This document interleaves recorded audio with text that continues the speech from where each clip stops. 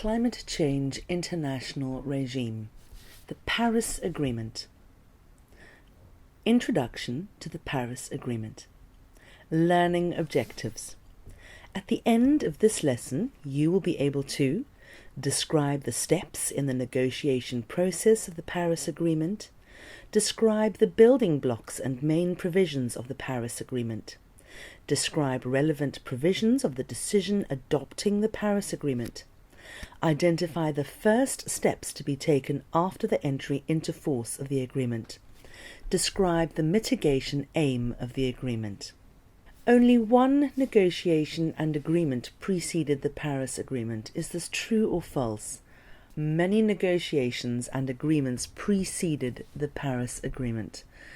Negotiations toward the 2015 climate change agreements.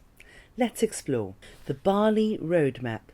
In 2007, at COP13, parties agreed on the Bali Roadmap as a framework for the negotiation of further commitments and enhanced cooperative action. It was a two-tracked negotiating process. The Ad Hoc Working Group on the Long-Term Cooperative Action (AWG-LCA)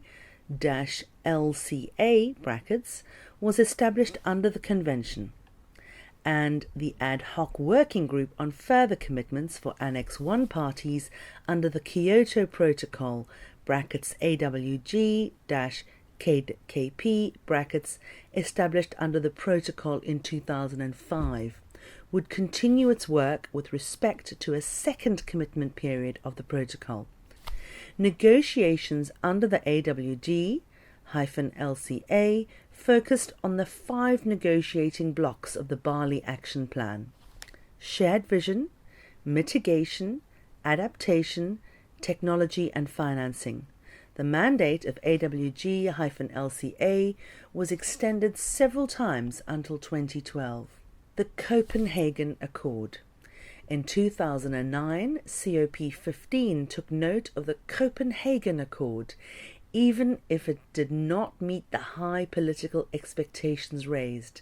The non-legally binding accord allowed parties to submit emissions reductions pledges or national mitigation action pledges, and planted the seed for the eventual establishment of the Green Climate Fund.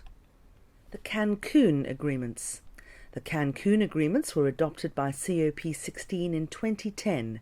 This set of decisions established the Green Climate Fund, the technology mechanism consisting of the TEC and CTCN, and the Cancun Adaptation Framework. Regarding mitigation, developed countries submitted plans to reduce emissions up to 2020, and developing countries proposed action to limit their emissions growth. The Durban Outcomes. A major breakthrough was achieved in 2011 by COP17. Parties reached political agreement on a second commitment period under the Kyoto Protocol.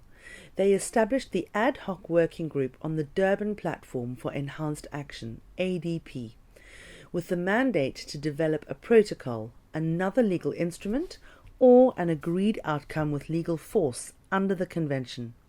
Applicable to all parties, it was to be adopted in 2015 by COP21 and come into effect and be implemented from 2020. The COP also launched Work Stream 2 under the ADP, dedicated to enhance mitigation action in order to close the ambition gap pre-2020. Please see the Durban Outcomes. Which negotiation toward the 2015 climate change agreements took place in 2010? Drag the answer into the green circle. Was it the Bali Roadmap, the Copenhagen Accord, the Cancun Agreements, the Durban Outcomes? The Cancun Agreements were adopted by COP16 in 2010. The Doha Climate Getaway. At COP18 in Doha, parties agreed on an 8-year second commitment period of the Kyoto Protocol, starting from January 2013 and ending on 31 December 2020, with the adoption of the Doha Amendment to the Kyoto Protocol. The Warsaw Outcomes.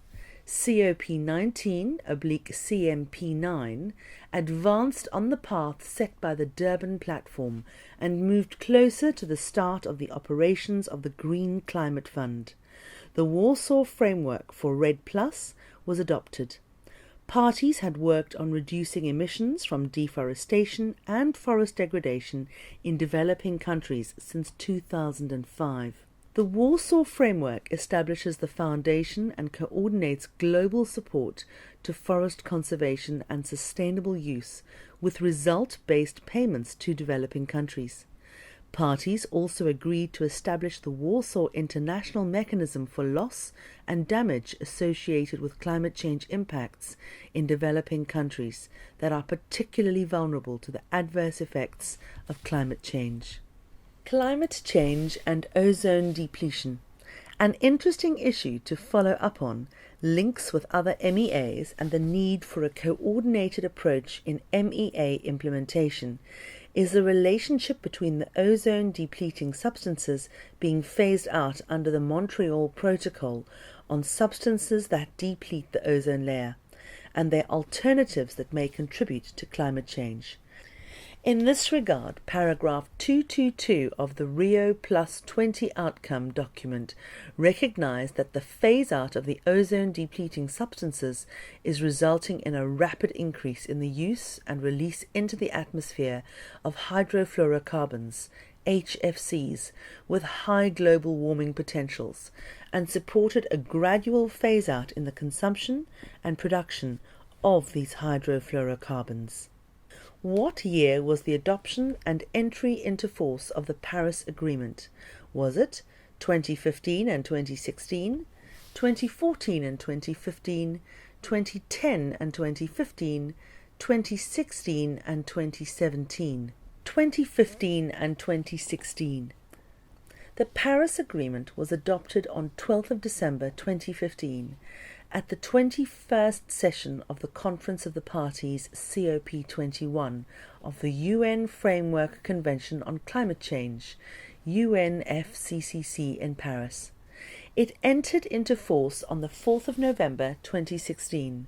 Once the threshold for entry into force of the Paris Agreement was achieved, for example 30 days after the dual entry into force requirement of ratification by at least 55 countries representing at least 55% of global GHG emissions was met. The content of the Paris Agreement.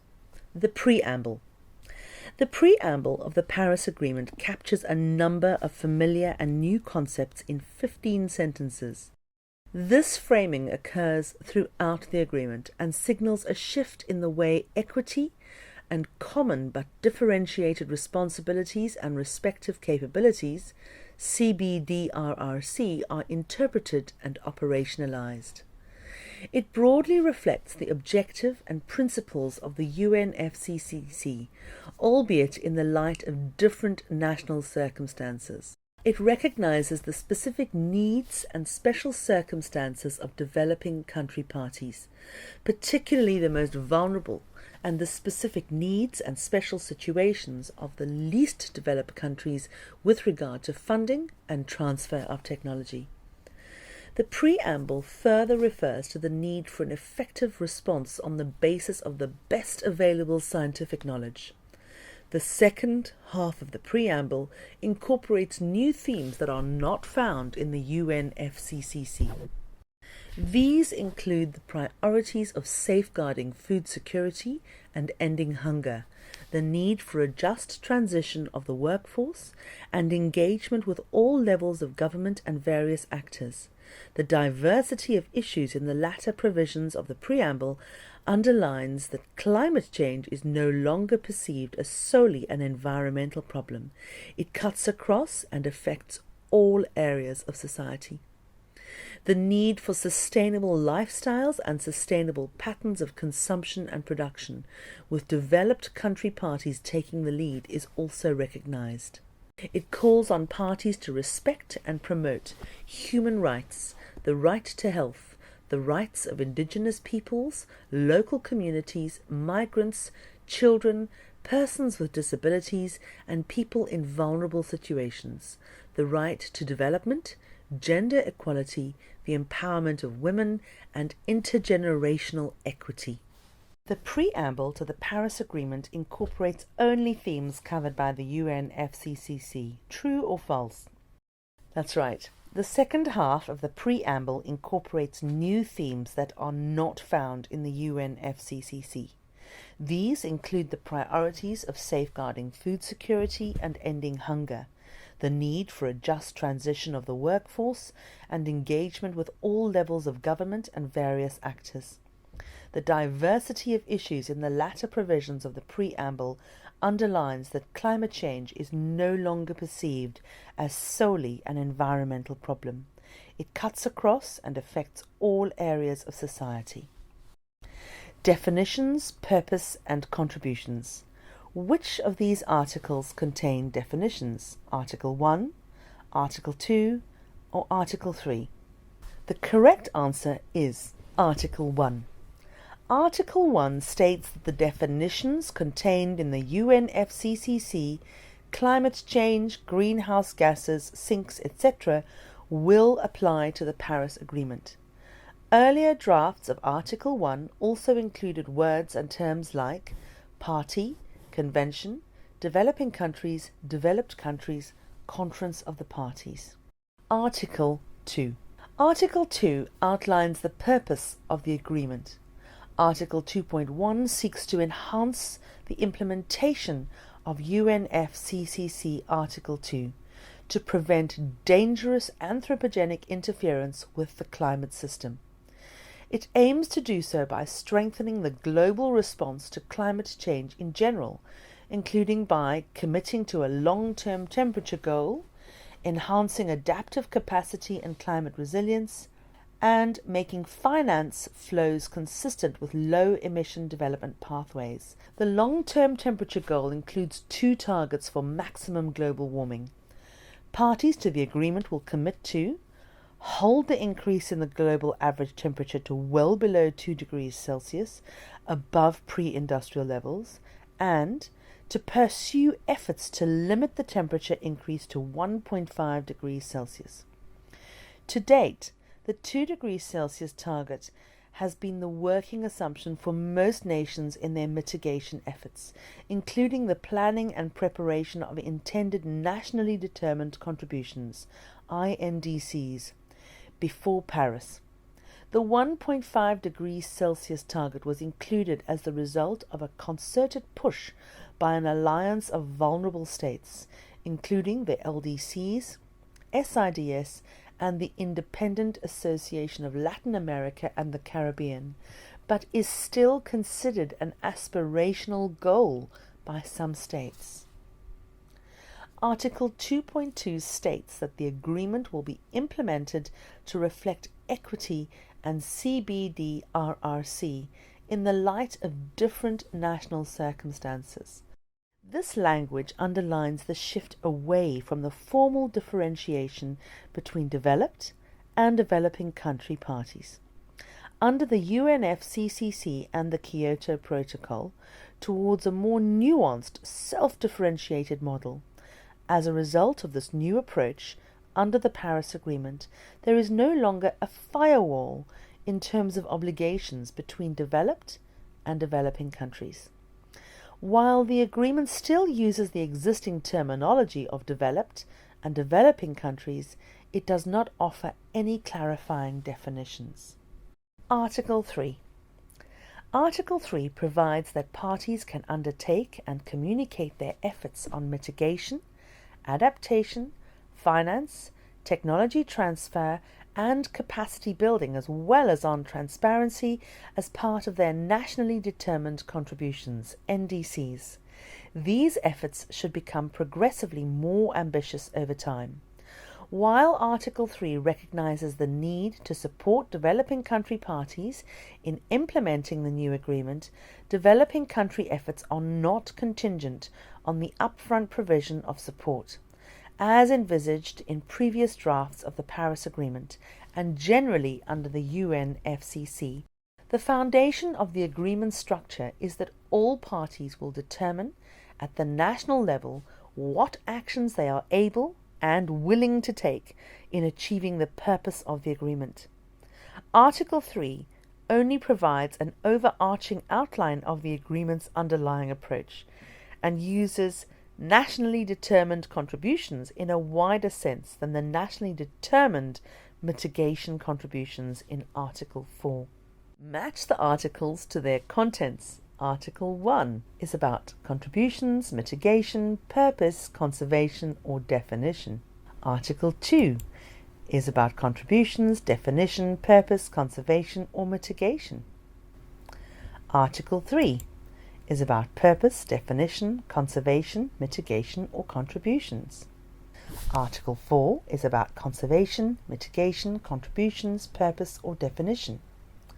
Article 5 is about purpose, mitigation, conservation, definition, or contributions. Mitigation. Let's drag the clouds to the chimneys to learn more. Article 4.1. The mitigation aim of the agreement is for parties to reach global peaking of greenhouse gas emissions as soon as possible. Recognizing that peaking will take longer for developing country parties and to undertake rapid reductions thereafter, so as to achieve a balance between anthropogenic emissions by sources and removals by sinks in the second half of this century. Article 4.2. The main obligation of parties under the agreement, therefore, is procedural in nature.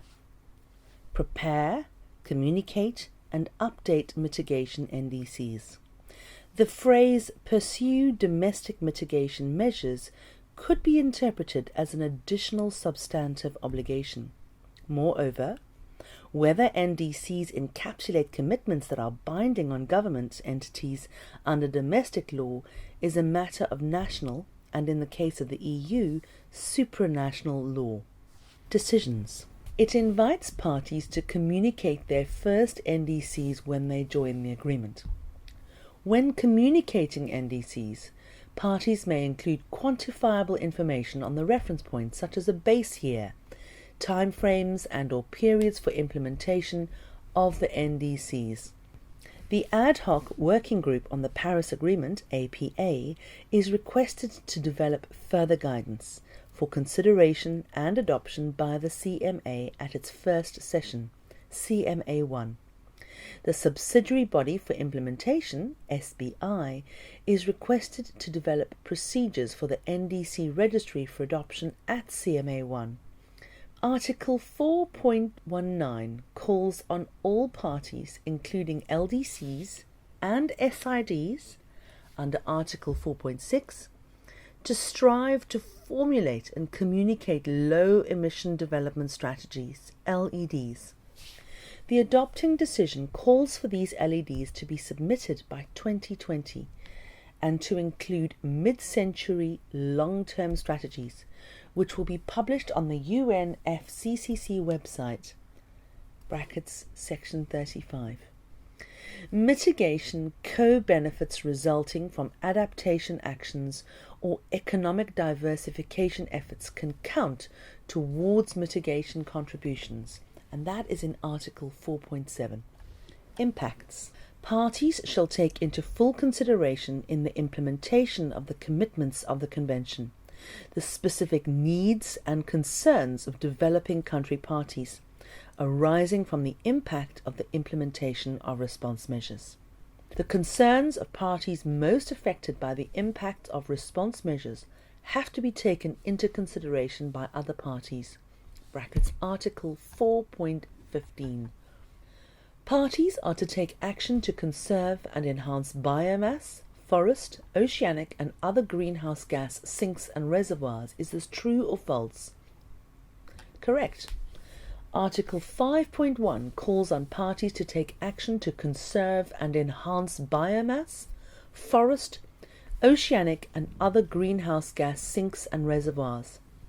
They are encouraged to implement and support the framework already set out in existing UNFCCC guidance and decisions for policy approaches and positive incentives to reduce emissions from deforestation and forest degradation, and the role of conservation, sustainable management of forests, and enhancement of forest stocks in developing countries.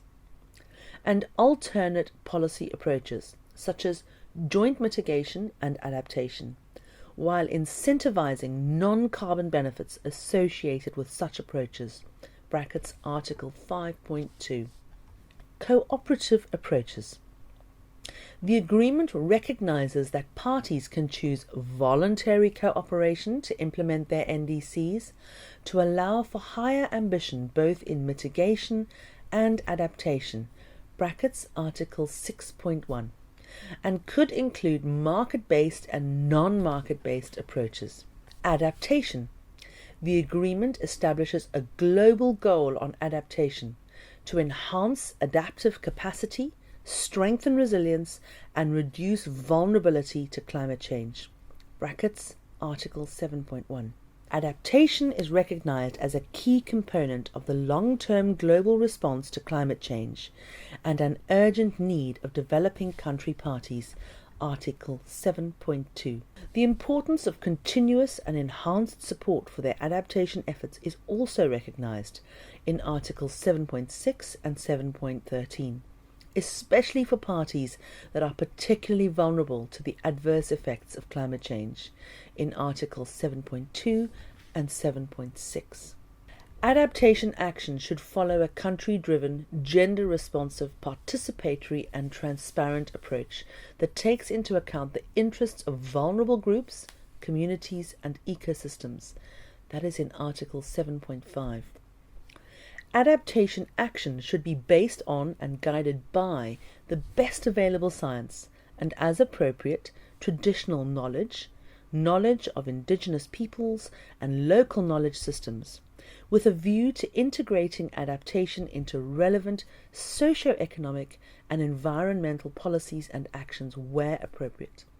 Parties should also collectively strengthen cooperation on adaptation action, taking into account the Cancun Adaptation Framework, including through information sharing, strengthening institutional arrangements, assisting developing country parties in assessing needs, and improving the effectiveness and durability of actions, Article 7.7. Individually, each party is required, as appropriate, to engage in adaptation planning processes and the implementation of actions, plans, and policies such as, for example, formulating national adaptation plans, NAPs, assessing climate change impacts and vulnerability, and building resilience, Article 7.9. Which article includes a provision on loss and damage? Is it Article 4, Article 8, Article 7, or Article 2? The correct answer is Article 8. The compromise reached was to have a separate article on loss and damage, with a reference to the Warsaw International Mechanism for Loss and Damage associated with climate change impacts, WIM, and to reflect key divergences in the decision text. Enhancing knowledge and understanding of comprehensive risk management approaches to address loss and damage associated with the adverse effects of climate change, including slow onset impacts. Strengthening dialogue, coordination, coherence and synergies among relevant stakeholders. Enhancing action and support, including finance, technology and capacity building to address loss and damage associated with the adverse effects of climate change, so as to enable countries to undertake actions. Does the Article 8 provide a basis for any liability or compensation? The adopting decision text on loss and damage contains the statement that Article 8 does not involve or provide a basis for any liability or compensation. The Warsaw International Mechanism for Loss and Damage. The WIM will serve the agreement, Article 8.2, after 2020. The incorporation of the WIM into the agreement may enhance and strengthen it.